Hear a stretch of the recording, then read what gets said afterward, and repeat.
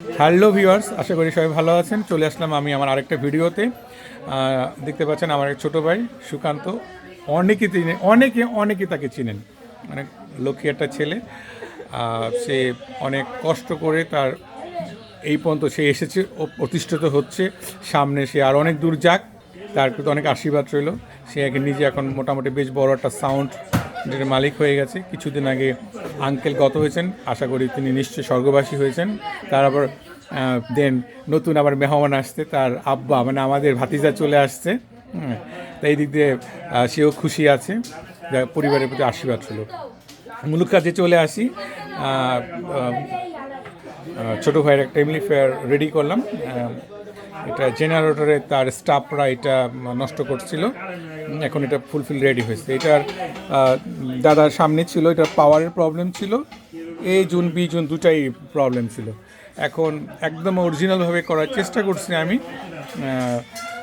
Complete করলাম। তা এটা এখন ডেলিভারি দিচ্ছি, আপনাদের আমি অন করে একটু দেখানোর চেষ্টা করি। এই মেশিন অন হয়ে গেল। এই যে এই জুনটা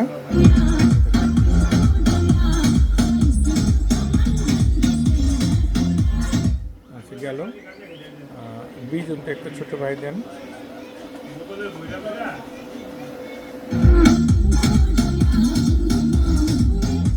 যাই হোক, তারপর ছোটো ভাইয়ের সাথে কথা বলি, অফ করে দিই সেটটা।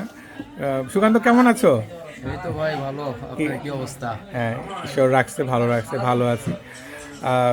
তুমি জানো যে তোমাকে আমি যথেষ্ট ভালোবাসি। এই ভিডিওটা শুধু তোমার উদ্দেশ্যে করা, কারণ তোমাকে আমি অনেক স্নেহ করি। সবচেয়ে বড় কথা ভালো, সেই ছোট্টবেলা থেকে তুমি আমার এখানে আসো, আজকে না 15 বছর আগের থেকে তোমাকে আমি চিনি। তা তোমার প্রতি অনেক আশীর্বাদ রইল।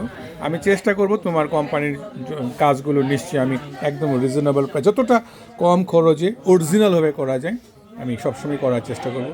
আর তোমার কাছে আমার টাকার সম্পর্ক না, তোমার সাথে আমার হৃদয়ের সম্পর্ক। অনেক ভালো থাকো, সুস্বাস্থ্যে থাকো, আর অনেক দোয়া রইল যাতে তোমার মেশিন কখনো নষ্ট না হয়। আমি এই দোয়াটা সবসময় করি, শুধু তোমার না, কারো জিনিস যেন নষ্ট না হয়। তারপর ইলেকট্রনিক্স এটা নষ্ট হবেই, এই আর কি। সবাই খুব ভালো থাকবেন, দেখা হবে অন্য কোনো ভিডিওতে। খোদা হাফেজ, বাই।